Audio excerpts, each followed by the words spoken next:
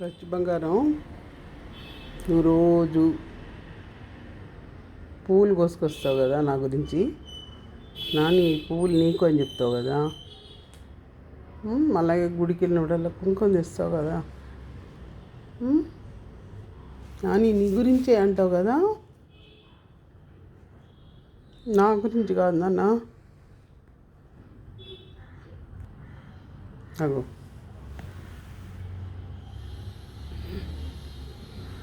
అలా స్వామికి పెడదామని దాచా. లక్ష్మీదేవి పండగ వచ్చింది కదా, వరలక్ష్మి వ్రతం. అగో నువ్వు తెచ్చిన పూలు కనబడ్డాయా? బాగున్నాయా? నాని బాగా పెట్టిందా? అదుగో ఈ పువ్వులు అదుగో. ఓకే,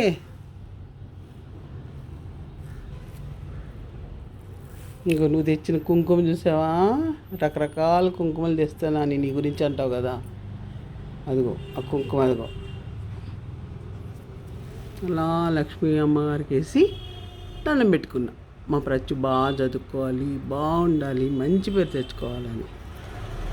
నువ్వు చెల్లి మంచి చదువుకొని మంచిగా ఉండాలి. ఓకేనా? అందరు బాగా చదువుకోవాలి, అందరు బాగుండాలి. ఓకే, అబద్ధాలు అస్సలు చెప్పకూడదు, నిజమే మాట్లాడాలి. నువ్వు ఎంత బాధిస్తావు నాన్న. రోజు పువ్వులు తీసుకొస్తావు, కుంకుమ తెస్తావు. నాని నీ గురించే అంటావు కదా. అదిగో నాని అట్లా చేసింది. మరి నెక్స్ట్ వీక్ వరకు ఆ పువ్వులు ఉండవు కదా బంగారం, వాడిపోతున్నాయి. వరలక్ష్మి వ్రతానికి దాకా ఉండదు, నెక్స్ట్ వీక్ ఫ్రైడే వరకు. అందుకనే ఈరోజే పెట్టి మా ప్రత్యుతి ఇచ్చాడు అని చెప్పా అనమాట. బాగా చదువుకుంటాడు, చెప్పిన మాట వింటాడని చెప్పాడు అని చెప్పాను అనమాట. ఓకేనా? బాగా చదువుకోవాలి.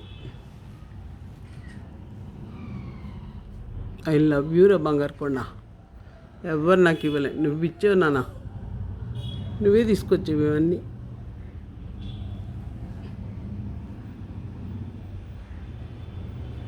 బాగుందా? నాని బాగా పెట్టిందా? నెక్స్ట్ వీక్ వరకు ఉండవు కదా నాన్న, అందుకే ఇప్పుడే అగో నువ్వు తెచ్చిన కుంకుమ అలా వేసేసి, అలా పువ్వులు పెట్టేసి, అలా దీపాలు పెట్టేసి దండం పెట్టేసుకుంది నాని. అయిపోయింది వరలక్ష్మి వ్రతం. అందరినీ చల్లగా చూడు తల్లి, ఏం దండం పెట్టు. అందరు బాగుండాలి, ఏం దండం పెట్టుకో. అందరం బాగుండాలని దండం పెట్టుకో.